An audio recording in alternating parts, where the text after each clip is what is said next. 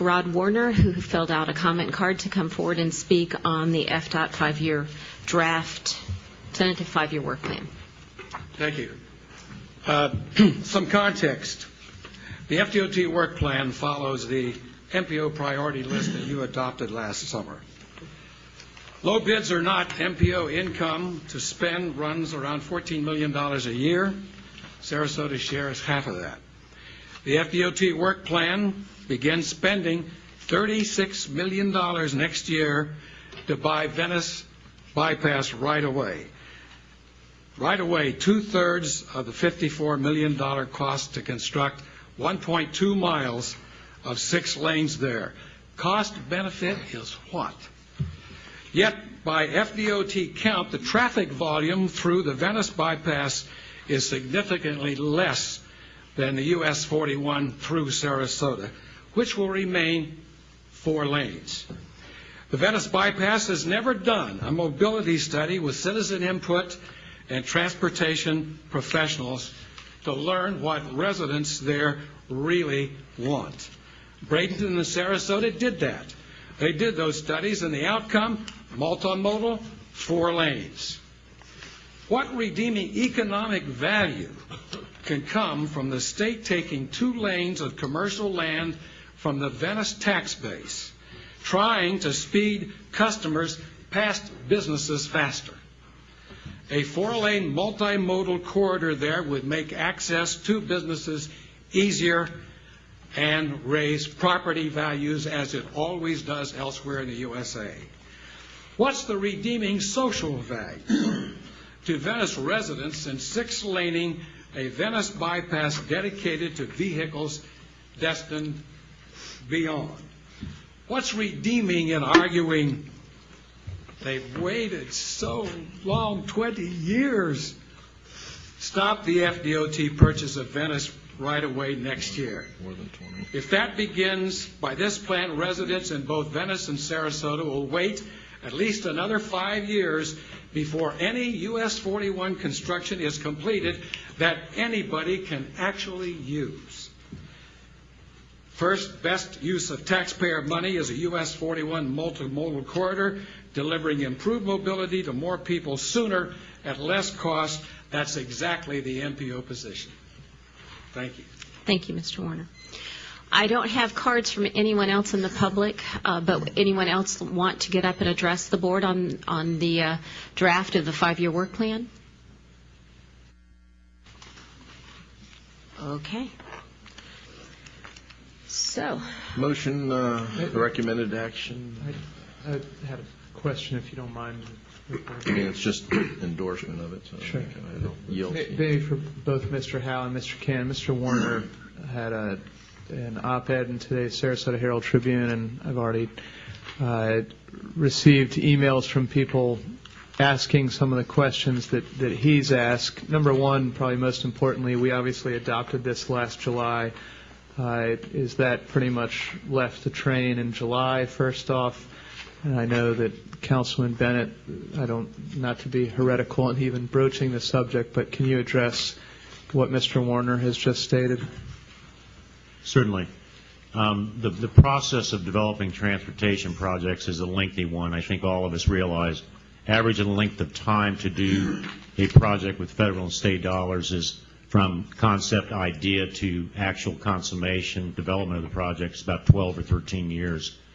Our major improvement project priority list, which only has 17 projects on it, is not only a transportation efficiency document, but it's a political document as well, taking in the balancing needs of the various 10 members of this MPO. The Venice community, the elected officials at that time, saw fit to submit back in the 1990s the Venice ByPass as an alternative means to help their community. That was a decision made back then. I agree with Mr. Warner in that regard. But they have then matured on the priority list, the position of #1 priority.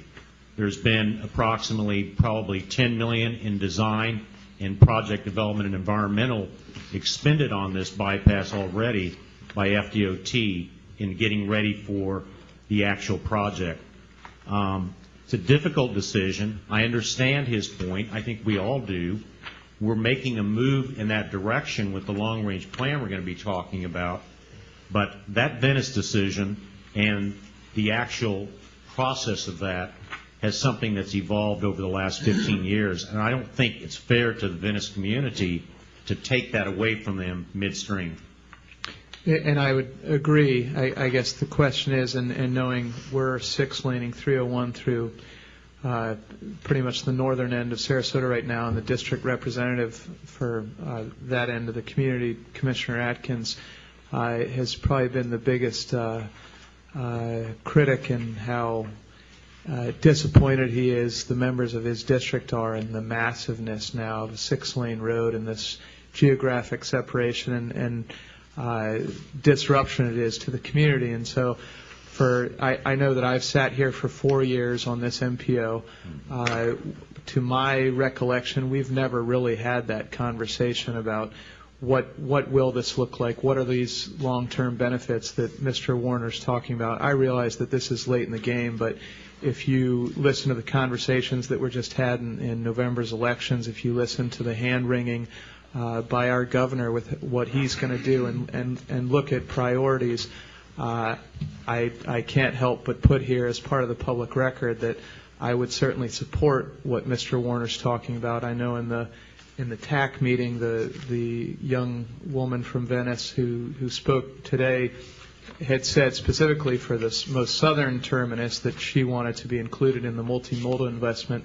I would say from our perspective as an MPO board that if we say that this is a major improvement project priority that has been waiting for this long, then it should stay in that number one position. But my question is there a way to do it that's cheaper? Is there a way to do it that's better for the residents of Venice? Is there a way to do it that's better for our MPO? And maybe we're just too late to the party to do it, but when we're talking 5 years and the allocation of $50+ million for a road segment that's 1.2 miles, I don't think we're having a responsible conversation if we're just making a motion approving it, knowing the future forecast for state revenues for the next 2 to 3 years continue to be pretty dim at best, and it's not, I think, responsible for our entire MPO. If I could respond just briefly. The total funding for that middle and northern segment is now in this 5-year work plan, and that is the money we're talking about for right-of-way and for the construction, so it's fully funded. Your point, though, certainly it could be done cheaper if you keep it at 4 lanes, which is being proposed now on the southern segment of it. I can't, even explain, where the Venice community is, and I think that's better a question for them. I can tell you when we came down to the long range, came down to do our presentations to all the governing bodies, I was at the Venice City Council meeting here about a month ago, and it was a clear indication that they actually wanted the entire bypass still, they being the City Council, 6-lane. So at least that was the consensus of the City Council, and I'd have to defer to Councilman Bennett if there's been a change of heart of that. There's been no change of heart. In fact, there's been further conversation among members of the public to the same effect. Okay. I have Commissioner Patterson followed by Commissioner Garofalo. Well, a couple of things. The Sarasota County Commission did have essentially the same discussion last week. And we did a double check by asking our administrator to talk to the Venice administrator and make sure that that was still the will of the commission. And the answer came back, just as Councilman Bennett has said, that not only are they supportive of the 5-year work program, but not real happy at the thought of removing 6-lane from the long-range transportation plan. In looking at the concept of multimodal, and this is just me, to me it implies that you have a pretty good transit system. Otherwise, what you're talking about is making things more pedestrian-friendly and bike lanes, which I think are probably included in the plans for the widening of the Venice ByPass. It's really tough if you have a congested road, folks, to have a dedicated bus lane when you're only got 2 lanes in either direction, to take a really congested road and make 1 lane of the 2 in one direction a dedicated bus lane. You have to have a really crackerjack public transit system, which will be quite a while before we can look at it. So that's one of the things that goes through my head. The other is, I remember a couple years ago, and I say this to Councilman Bennett, with regard to the long-range transportation plan, that Venice City Council really was exploring, and in fact hired Wilson Miller to discuss 4-laning of the entire bypass, and I think that what they came back with was the southern segment was quite appropriate for that, but I didn't see any movement. So that in terms of the intersection and the northern segment, and so it's not that the issue has gone undiscussed by the citizens in Venice. Anyway, that's just the world according to me. Commissioner Garofalo. Yes, Chair. You know, this, Commissioner Kirshner brings up a good point, or Mayor Kirshner, excuse me. You know, when this, our objective of the MPO is to move people. You know, that's what we have to do. We have to get people to one place to the next. And years ago, before Northport was, you know, even really on the map, Venice was the southernmost area, and the bypass was created to move people, to get them not congested, because they weren't going to go south, and if they did, they had a 2-lane road, 4-lane at best, 41 going through Northport. And your east-west connectors, River Road, Sumter, Toledo Blade, really weren't that important in the whole aspect, because you didn't really need to worry about going south through Northport. And maybe it's the paramedic in me, but it's about, I like to refer to it as almost like the cardiac structure, your heart, and putting a stent in and fixing things. I think through the years we've had different priorities and objectives have changed. And with Northport, what's happened down there, having east-west connectors, and although we're very far from River Road, and that's why we're pushing for it, but Sumter Boulevard's another east-west connector that kind of, you know, lets the stuff move down south in South County now, where Venice ByPass may have not been as a, I don't want to call it a priority, because I do not want to shun the city of Venice, because I think it is a priority, and they're still saying it's a priority, so they know their city better. But if our object is to move people, and we're seeing study after study with multimodal actually moving people better, why not at least look at that? And I do think priorities have changed. So I'm not going to come out and say I support fully Mr. Warner's comments, but I do think times have changed. And when you're moving, and we essentially, by building up Northport the way we did, or just by chance, have relieved some of that from Venice in the southern area. And that has to be something on the mind of this board and future boards to realize. I understand we're about to spend $7.5 million next year for right-of-way. And now's the time to look at it if we really want to do that or move towards multimodal. But like Commissioner Patterson said, this is something that's been vetted, and the county commissioner had directed their staff to talk with Venice, and you know, I would support it the way it is now. But for the future, like Mr. Howe said, we have 12, 14, 15-year out projects that may change priorities from time to time. So we have to look at that. But I would ask Commissioner Bennett or Councilman Bennett to understand maybe years ago where that came from, and then where that congestion was, where I think it has been addressed a lot. Just driving those roads myself, current. Okay. Commissioner McClash. Well, I think the bigger question is when can you live with a 4-lane road versus a 6-lane road? And, you know, it really damages communities, I believe, when you go from a 4-lane to a 6-lane, because not only do you hurt the pedestrian movements crossing over the extra distance, but it's also where you destroy the businesses on each side of the roadway. And we had a very similar situation in Manatee County on Cortez Road by the mall from 41 eastbound. It was slated to be 6-lane. We ran into the astronomical cost. And so what we did is looked at it again, and we were able to live with intersection improvements. So basically you have the intersections blown up, then you go back to a 4-lane and then an intersection blown up. And I think that's what you're looking at as one of your options there as well in that 4-lane section. And if you want to look at something that's worked moderately well, you could probably look at that section of Cortez Road. So I support, you know, keeping it in there. Venice has had it this close, and it's always kind of been pulled back I think it's over 20-some-odd years. This project, I believe, started in the mid-'80s, actually, the original PD&E. It's a very, very long time coming, and it's always been a cost issue. And so now that it's funded, I think there's been a lot of community input over the years, to tell you the truth, and everything's always in a state of flux. But if you take it away now, I think it's just not going to be the right decision. But I would like to have a discussion at the MPO of what you could really live with if we go into this multimodal world. You know, when do you adjust the numbers for the consultants, because it's all consultant driven. You know, they say when it exceeds the capacity of this, then you need to go to 6 lane. But how far over, you know, is that? And, you know, if it's only 10% over or 20% over, well, maybe you should be able to live with your 4 lanes. And you know, a lot of times we lose a level of service, but what's more important than level of service to me is the time it takes to get somewhere. If it's the same amount of time approximately to go from point A to point B, then maybe we shouldn't have to improve all these roads from 4 to 6 all the time. So that's, we're going to face this throughout the whole area. Palmetto's faced it, City of Bradenton's faced it. It's not a new issue, but I support leaving it in there. Commissioner Barbetta. Well, we had this discussion, as Commissioner Patterson said, at our board meeting, at least for the segment south of Venice Avenue. We definitely talked about the intersection improvements as being extremely important.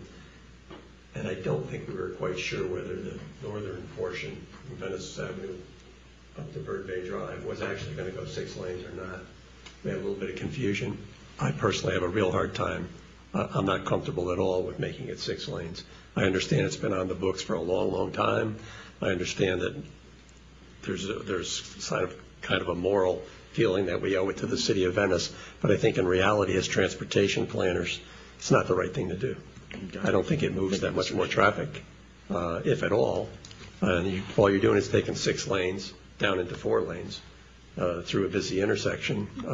If you move people 2 seconds faster, is it worth the millions and millions of dollars we're spending versus modifying the roadway to be more, boulevard, pedestrian friendly, still 4 lanes, and using the money for multimodal improvements. So I've got a real hard time supporting this. Mr. Warner's right on the money. He really is. When you take the cost of right-of-way, and if you look at the right-of-way through that whole area, it's all commercial. It's all high-dollar property.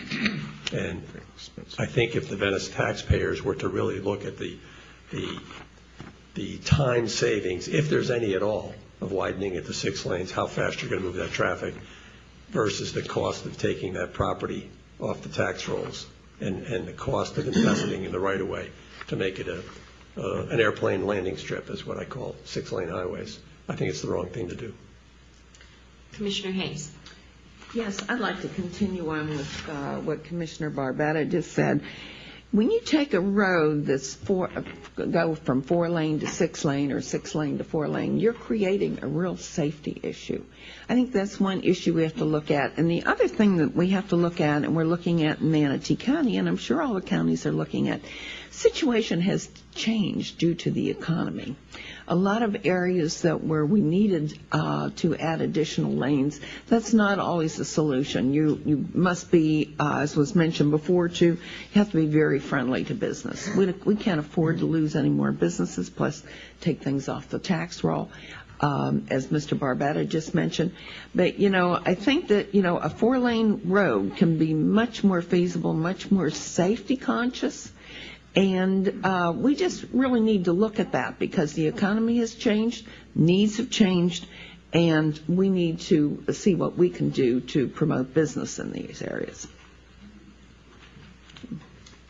Any other? Commissioner Thaxton. I wanted to try to get a little bit of clarification here because the terminology where these things stop and start is not really clear, and we use different roads for the different plans. But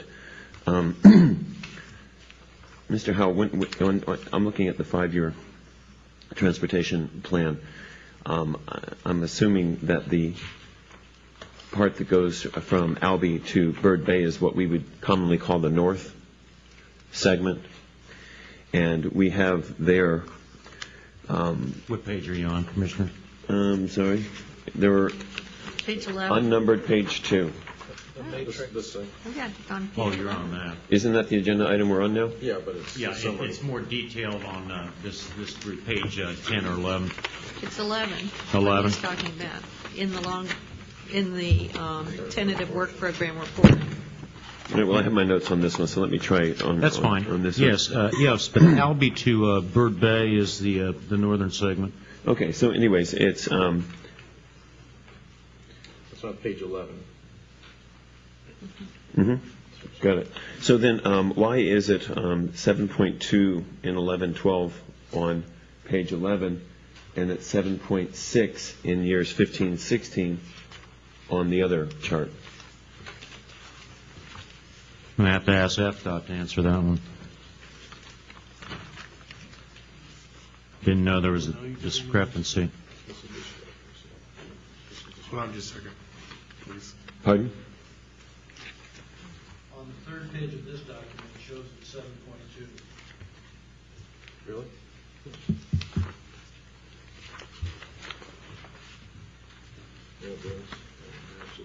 Oh, I'm looking at Okay. the county. No wonder I can't find it. Then the only thing that needs to be explained is the 7.6 on the second page.